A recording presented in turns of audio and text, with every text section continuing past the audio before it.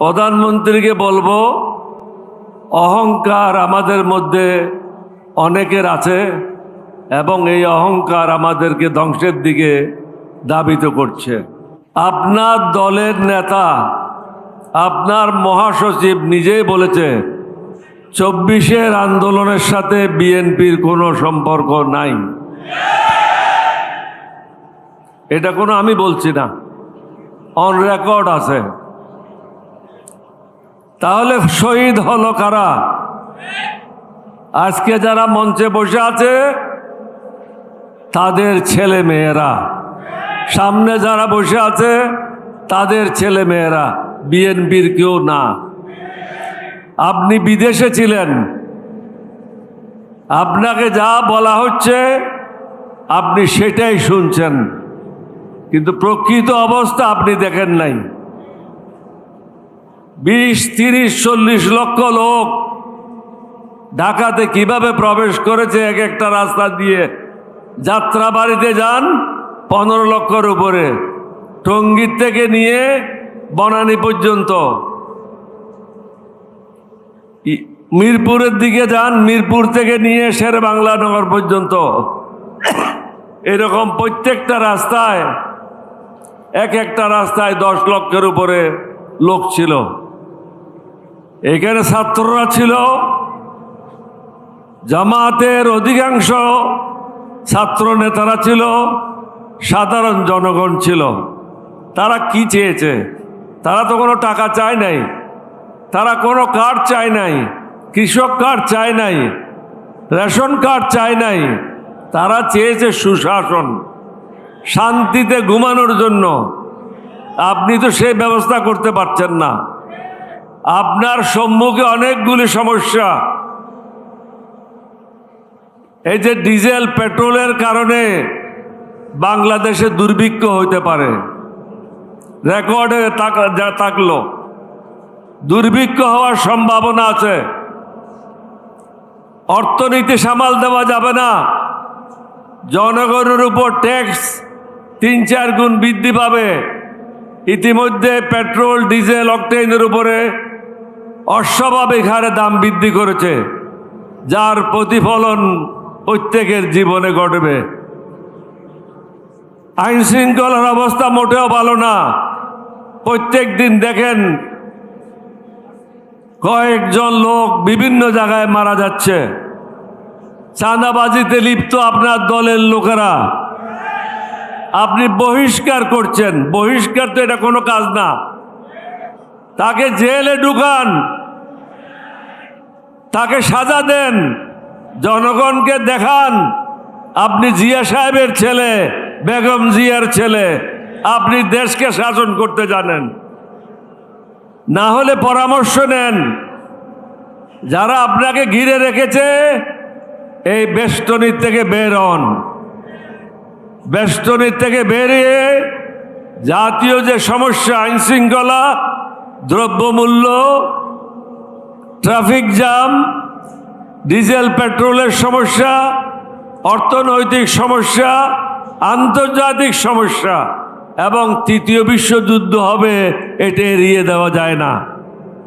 সুতরাং এই দিকে মন না দিয়ে আমাদের বিরোধী দলীয় নেতাদের সাথে বসেন। তাদের সাথে বসে জাতিকে এগুলি থেকে কিভাবে মুক্তি দেবেন সেটাই চিন্তা করেন। 2-3 দিনের মধ্যে সংস্কারের যে কথাগুলি আছে সেটা বাস্তবায়ন করেন। কেউ বলছে সংস্কার, কেউ বলছে অ্যামেন্ডমেন্ট। এরকম ধারাবাহিক বক্তব্য রেখে কোনো লাভ নাই। ধারা অনুযায়ী এটা কোনো ঢাকা ইউনিভার্সিটি না, ছাত্রদের পড়াচ্ছেন। এটা হলো পার্লামেন্ট। যার যে বক্তব্য রাখার কথা সে বক্তব্য রাখতে পারে না। এক মন্ত্রীর বক্তব্য অন্য মন্ত্রী রাখে। সুতরাং প্রধানমন্ত্রীকে বুঝতে হবে ওই মন্ত্রীকে রাখার কি কারণ আছে, তার যুক্তিকতা কি আছে। ধারাবাহিক না গিয়ে বিরোধী দলের সাথে বসে আপনি নিজেই বলেছেন অক্ষরে অক্ষরে পালন করা হবে। সুতরাং এগুলি পালন করে জাতীয় সমস্যাগুলি কিভাবে সমাধান করবেন, সুশাসন কিভাবে প্রতিষ্ঠা করবেন, দেশে কিভাবে শান্তি আসবে এই বিষয়গুলি নিয়ে চিন্তা ভাবনা করেন।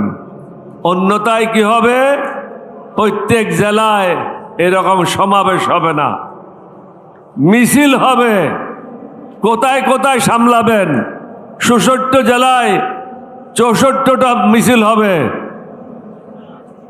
কোথায় সামলাবেন? আপনার পক্ষে কি সামাল দেওয়া সম্ভব? ঢাকাতে হলে হয়তো আর্মি নিয়ে আসবেন, পুলিশ নিয়ে আসবেন, কিন্তু একই সময়ে ৬৪ জেলায় এবং প্রত্যেকটা উপজেলায় যদি হয়, সামাল দেওয়ার ক্ষমতা আপনার সরকারের নাই, আপনার মন্ত্রীদের নাই। এই কথাগুলি চিন্তা ভাবনা করেন, অভিজ্ঞ লোকদের পরামর্শ নেন। ভয়ে বসে থাকেন না, অহংকারে বসে থাকেন না। আর যারা কান কথা বলে, তেল মারে, তাদের থেকে দূরে থাকেন। এক মহাকাব্যিক গণ অভ্যুত্থানের মাধ্যমে বাংলাদেশ নামক রাষ্ট্রের পুনর্জন্ম হয়েছে 2024-এর বর্ষা বিপ্লবের মাধ্যমে।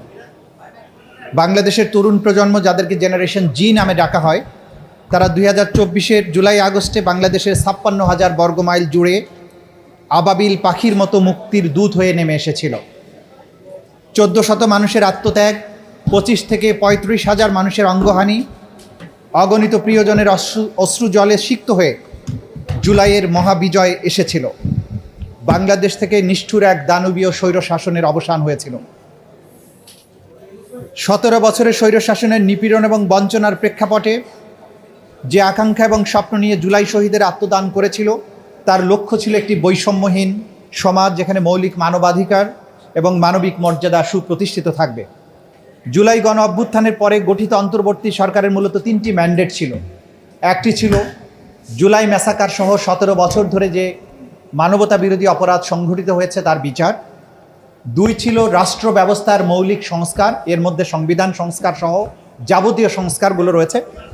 3 ছিল যে নির্বাচন ব্যবস্থা বাংলাদেশ থেকে ধ্বংস হয়ে গেছিল, সেই নির্বাচন ব্যবস্থা, সুষ্ঠু নির্বাচন ব্যবস্থার পুনঃপ্রতিষ্ঠা।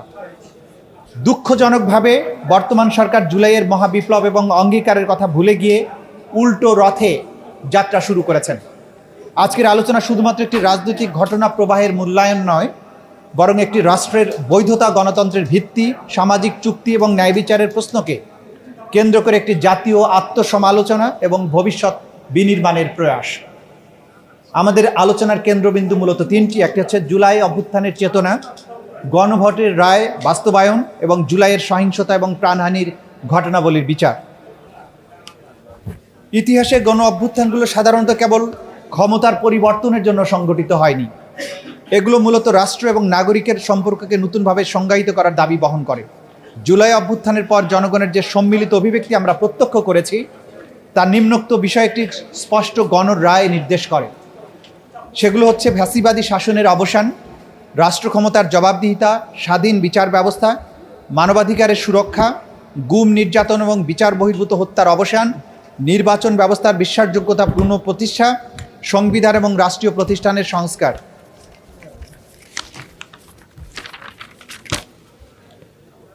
কোনো আন্দোলনের প্রকৃত সাফল্য তার তাৎক্ষণিক রাজনৈতিক ফলাফলে নয়, বরং তার মূল্যবোধগুলো কতটা প্রাতিষ্ঠানিক রূপ লাভ করলো তার উপরে নির্ভর করে। সেই অর্থে জুলাই গণ অভ্যুত্থানের চেতনা বাস্তবে রূপ দিতে হলে নিম্নবর্ণিত পদক্ষেপগুলো নিতে হবে। সেগুলো হচ্ছে রাষ্ট্রীয় প্রতিষ্ঠানসমূহ স্বাধীন এবং কার্যকর করা, স্বাধীন শক্তিশালী কার্যকর বিচার ব্যবস্থা প্রতিষ্ঠা, মত প্রকাশের স্বাধীনতা নিশ্চিতকরণ, বৈষম্যহীন নাগরিক অধিকার নিশ্চিতকরণ, মানবাধিকারের সুরক্ষা এবং মানবাধিকার লঙ্ঘনের প্রতিকার সুদৃঢ় প্রাতিষ্ঠানিক ব্যবস্থার প্রতিষ্ঠা, অংশগ্রহণমূলক গণতান্ত্রিক সংস্কৃতির স্থায়ী রূপ প্রদান, গণ আন্দোলন বা বিপ্লবের ইতিহাস পাঠ্যপুস্তক এবং সাংস্কৃতিক মাধ্যমে প্রতিফলন, গণভোটের রায় বাস্তবায়ন এবং রাষ্ট্রের বাধ্যবাধকতা। গণভোটের রায় জনগণের সার্বভৌম ইচ্ছার সাংবিধানিক এবং রাজনৈতিক প্রকাশ। সাধারণ অর্থে গণভোট বলতে সংবিধান সম্মত একটি আনুষ্ঠানিক প্রক্রিয়াকে বোঝায়, যেখানে জনগণ সরাসরি কোনো জাতীয় প্রশ্নে গুরুত্বপূর্ণ মতামত প্রদান করে। কিন্তু রাজনৈতিক দর্শন এবং গণতান্ত্রিক তত্ত্বে গণভোট আরও গভীর অর্থ বহন করে। যখন কোনো জাতি স্বতঃস্ফূর্তভাবে রাস্তায় নেমে একটি রাজনৈতিক ব্যবস্থা প্রত্যাখ্যান করে এবং নতুন রাষ্ট্র ব্যবস্থার দাবি তোলে, তখন সেই ঐক্যবদ্ধ জনমত কার্যত একটি রাজনৈতিক গণরায়ে রূপ নেয়। গণতন্ত্রের মূল শক্তি সংখ্যাগরিষ্ঠতা নয়, বরং এর মূল শক্তি জনগণের সম্মতি। গণভোট সেই সম্মতির সবচেয়ে প্রত্যক্ষ এবং সুস্পষ্ট বহিঃপ্রকাশ। গণভোটের রায় বাস্তবায়নের প্রশ্ন মূলত তিনটি মৌলিক নীতির সাথে সম্পৃক্ত। প্রথমত, গণতান্ত্রিক বৈধতা। রাষ্ট্র